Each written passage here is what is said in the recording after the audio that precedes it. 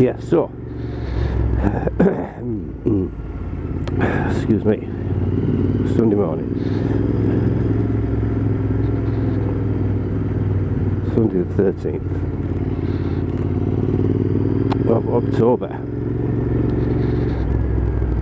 We're out for a test with the drift camera on. My helmet that I inherited off a friend, off Barney. It's no longer with us, and it's been quite a while since he's been. So this is quite an older helmet. It's a Shoei GT Air, not the one with a 1, and not the GT Air 2. It might even be on 3 now. But anyway, it's not a bad helmet. I've put the drift on it. I've changed a few settings on the drift as well last night after doing a bit of research to see if this is going to be any better. So I've got to check to see if it's a little bit smoother, because before it seemed a bit flickery. And some guys want to pass him, which is a bit hard in a 20-mile-an-hour zone, but never mind, come to a 30, so I knew he didn't want to pass me when he was pulling in. Never mind.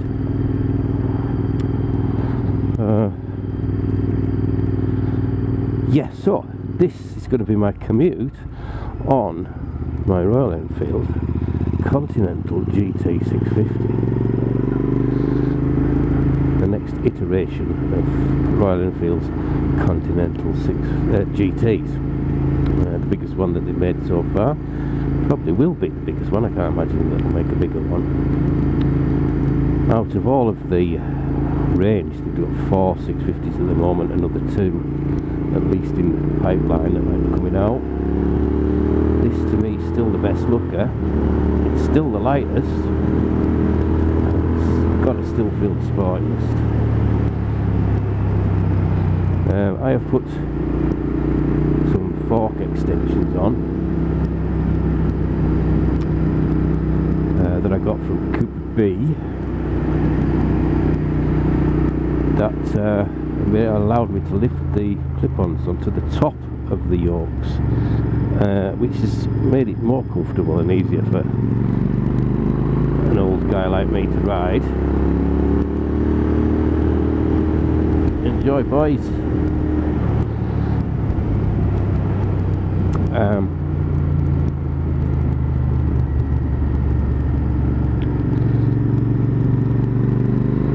The little wristband's flashing there, and I keep seeing a flash in the corner of my eyes, wondering what that is. So this is an autumn. Oh yeah, handlebars. Yes, so that handlebars. Let's get that out of the way. So I really wanted to, well, after doing a bit of eventually getting around to taking the footage from my multiple memory cards and putting them onto my computer.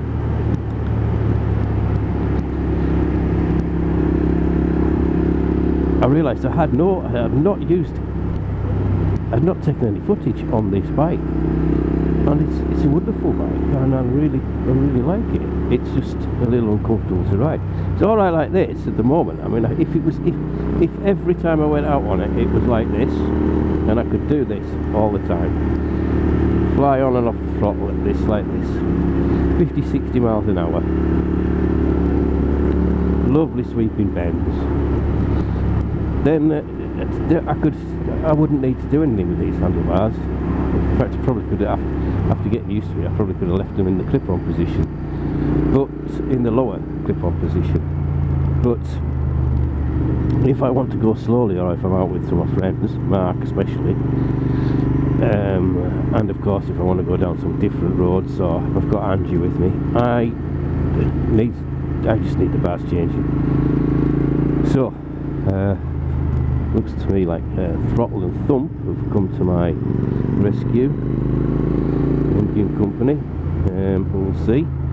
The package is supposed to be on the way with a conversion kit. It's going to be interesting to see what is in that conversion kit. I'm certainly thinking about doing a unboxing video, just so yeah, just in case I ever do put things on YouTube. I mean, ultimately that would be my goal, but I don't know. Just see how it's receptive. Yeah, what's the reception I get? I mean, I've got some time to do it now, because I've been signed off work for 2 months.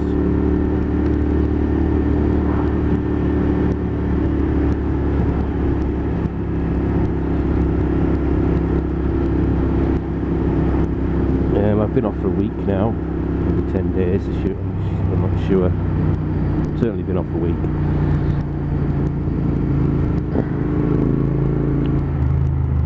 Time is just going to be a bit different now. I haven't got this, but I mean, my commute's not bad, is it? I didn't show you the full extent, but I'm just getting some petrol and going home again. Just because I really wanted to get out on the bike, because I've been sort of fighting a cold yesterday and everyone got dressed. Slept most of the day, which I'm getting to do a lot, which is one of the reasons that I'm being signed off. I think my cardiomyopathy may be coming back, the obstructive part may be coming back. That's the worst case scenario, but it could be this situation. Now, I absolutely had no idea what gear I'm in, but I don't think I've changed for quite a long time. This is a lovely motor. Just dropped it down a gear there. I was obviously go down a gear now. And here's Ambleside. There's the bridge house.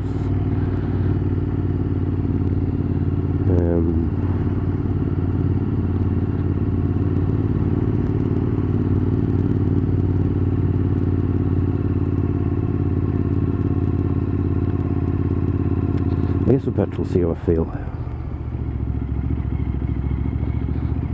I was going to go at Keswick,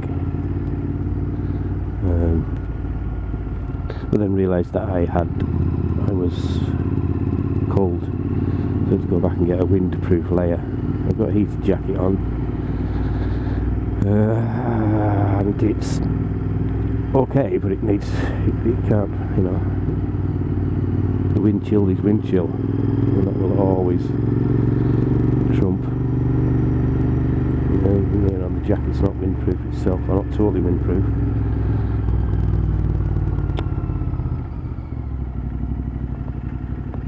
Now we got the good stuff. Where's the good stuff? You know, the good stuff in here. There's not good stuff, there's good stuff. I mean, there's another route, you see. If I was on the Hemi, or if I had the high handlebars on now, I'd go for Red Bank, and that'd be a nice little circular ride out from my house for a little test of jackets and camera gear, setup, stuff like that, you know.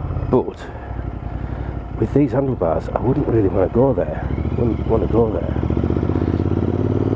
And probably with these tyres as well. These tyres are not great. I'm really looking forward to them. I'm not going to get past them now.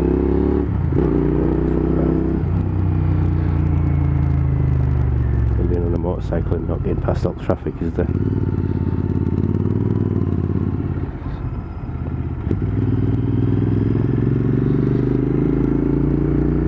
Well, I should really get some breakfast.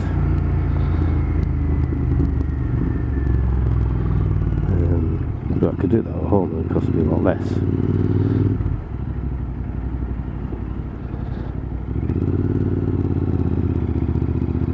Yeah, I'm going to do that at home.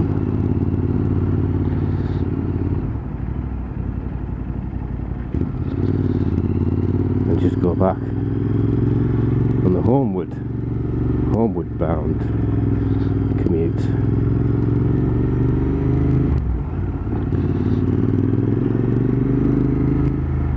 Like I said, I've been travelling this road now for 4.5 years to work, so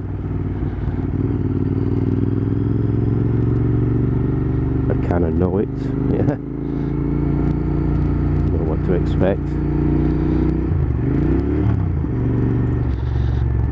If traffic's in the right, traffic's good for me.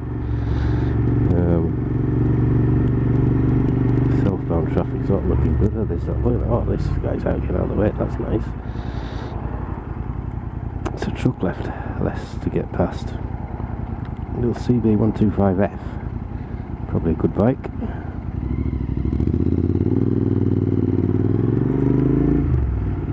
In some ways I like that they've got mag wheels, because you can put tubeless tyres on, but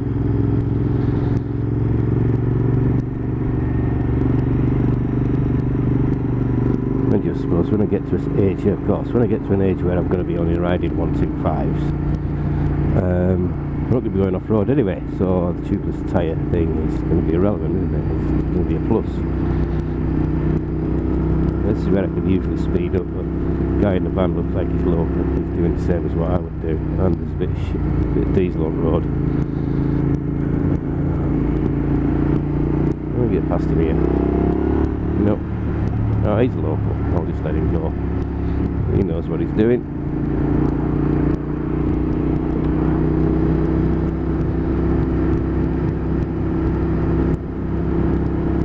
Would have been nice to take the limit on this bit, but this is okay. Not too much strain on my hands, or my wrist. There we go.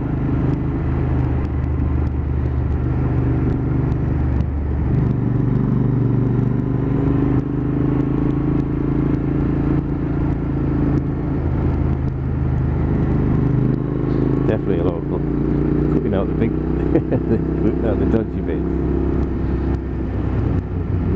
Churchgoers.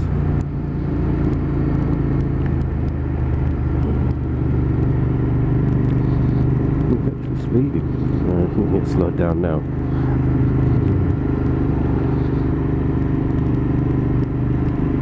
One of my favourite things at the moment riding motorbikes, well, it's just not now, it's been for a long time, is not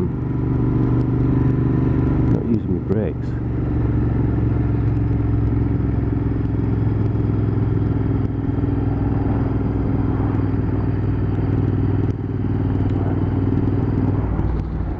It's quite good to do this. This bike has a good amount of engine braking. It's got a slipper clutch that seems to make a difference to me. I'm not quite sure what a slipper clutch does, but anyway.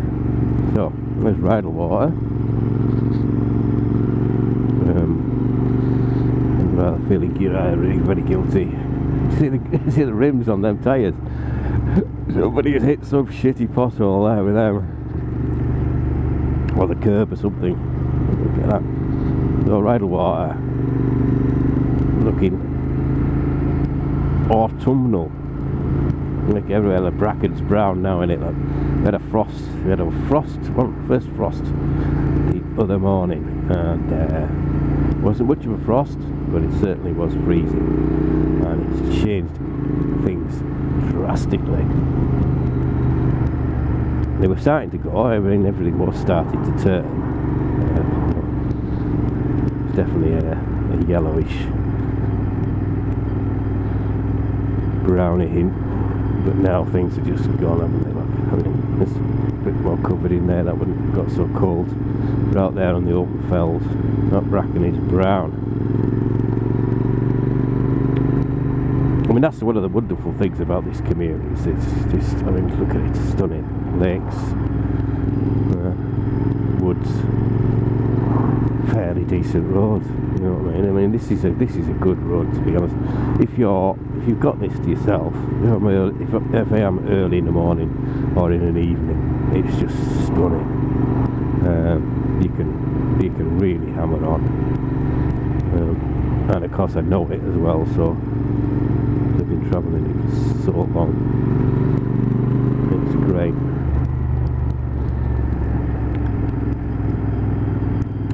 So I wonder if I ever go back to work. This is a big thing. Look at it. It's stunning. I mean, I could have got past them then, but you know, sometimes you go along it. Depends what mood you're in, really. I mean, I should have done, because now I'm travelling like that, my hand is starting to hurt. Hurt? Is it hurting, or is it just uncomfortable? I don't know. I mean, these corners here, so you've got that one there, then you've got this one here, and you've got another one coming up, going the other way. Now, that's Grasmere Lake at the side of us there. Then we got Grasmere, and then another one here. I mean, it's just, yeah, just imagine this, when you could do this with nobody else around. Yeah? I always look up there, I like it up there for some reason. That's going up towards Alcock Tarn. Famous Wordsworth Walk, or one of Dorothy's walks. Somebody out on a kayak. Grasmere. And all the time that I've lived in the lake, all my life I've lived in the lakes, and the last 4.5 years I've lived here. The last 10 years I've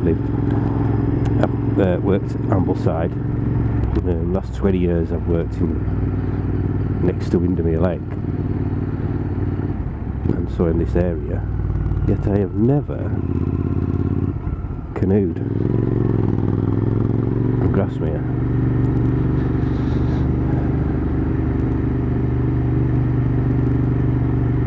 Problem being, my canoe is at work, and I've been signed off for 2 months. I don't really want to be seen taking my canoe from work, and I've got nowhere else to keep it, so I'd have to take it back. So it's not just a case of picking it up and then that'll be it, and you'll go once, maybe nobody sees me, job done.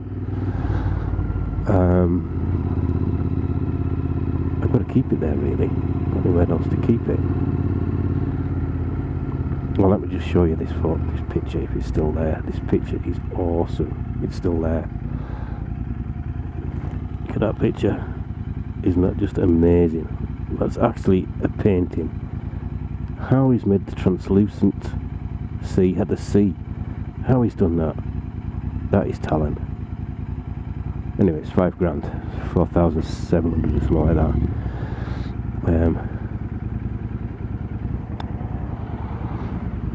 So I ain't affording it. Did it come in? No.